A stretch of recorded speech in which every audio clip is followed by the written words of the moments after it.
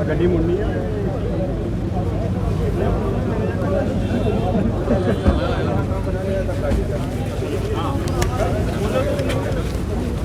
बड़ी कोशिश की हमारे देश के माननीय रक्षा मंत्री श्रीमान राजनाथ सिंह जी के साथ भारतीय जनता पार्टी के वरिष्ठ कार्यकर्ताओं के साथ बैठक हुई है। यहाँ जम्मू कश्मीर की परिस्थितियों पर चर्चा हुई।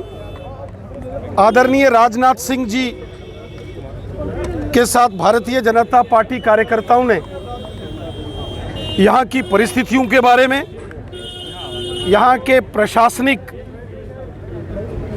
जो कार्य है उस विषय पर और साथ ही साथ संगठनात्मक विषयों पर चर्चा हुई है।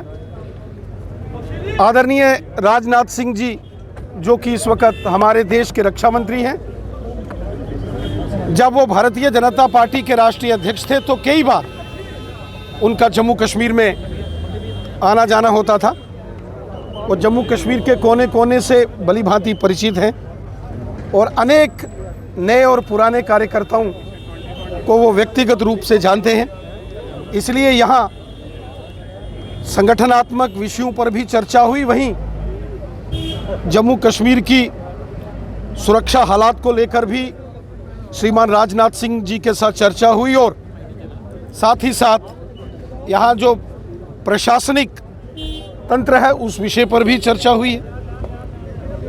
और परिसीमन के बाद, डिलिमिटेशन के बाद जो परिस्थितियां हैं, धीरे धीरे जम्मू कश्मीर अब चुनावों की ओर बढ़ रहा है। चुनाव आयोग ने भी यहाँ मतदाता सूचियों को रिव्यू करने और पोलिंग बूथ्स को रैशनलाइज करने की बात कही है। ये सभी विषय भारतीय जनता पार्टी के हमारे वरिष्ठ नेता हैं श्रीमान राजनाथ सिंह जी, उनके साथ हमने यहाँ चर्चा की। इलेक्शन को लेकर कोई बातचीत हुई हो? चुनावों को लेकर चुनाव जब भी होंगे भारतीय जनता पार्टी पूरे तरीके से तैयार है। पूरे दमखम से हम जम्मू कश्मीर में विधानसभा के चुनाव लड़ेंगे और 50 से ज़्यादा सीटें जीतकर जम्मू कश्मीर में अगली सरकार बनाएंगे। सर, एक बार फिर से पीएचए की हुंकार भरी गई है, क्या कहना चाहेंगे? पाकिस्तान के कब्जे वाला जम्मू कश्मीर वो भारत का हिस्सा है।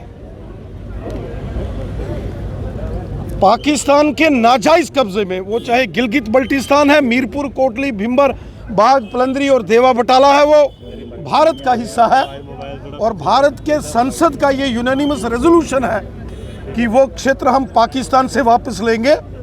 और माननीय रक्षा मंत्री जी ने उस संकल्प को पुनः दोहराया है। ये हकीकत है, सच्चाई है। जब जम्मू कश्मीर का विलय महाराजा हरि सिंह जी ने भारत के साथ किया था तो पूरे के पूरे जम्मू कश्मीर का विलय भारत के साथ किया था। वो क्षेत्र जो पाकिस्तान और चीन के नाजायज कब्जे में है वो भी भारत का क्षेत्र है। आज नहीं तो कल उस क्षेत्र को देश दुश्मनों को खाली करना पड़ेगा जिन्होंने गैर कानूनी तरीके से कब्जा किया है। श्री राजनाथ सिंह जी ने यहाँ भगवान भोलेनाथ, अमरनाथ जी को याद किया, वहाँ माँ शारदा देवी जी को भी याद किया जो हमारी अधिष्ठात्री देवी हैं। करोड़ों करोड़ हिंदुस्तानी माँ शारदा के भक्त हैं और आद्य गुरु शंकराचार्य जी ने भी कांची कामकोटी मठ से लेके शारदा तक की यात्रा की थी। और हम सब जानते हैं शारदा, जो हमारी माँ शारदा हमारी अधिष्ठात्री देवी है, आज पाकिस्तान के गैर कानूनी कब्जे वाले जम्मू कश्मीर के मुजफ्फराबाद में है। आज नहीं तो कल ये सारे क्षेत्र खाली होंगे और वहाँ तिरंगा झंडा शान से फहराया जाएगा।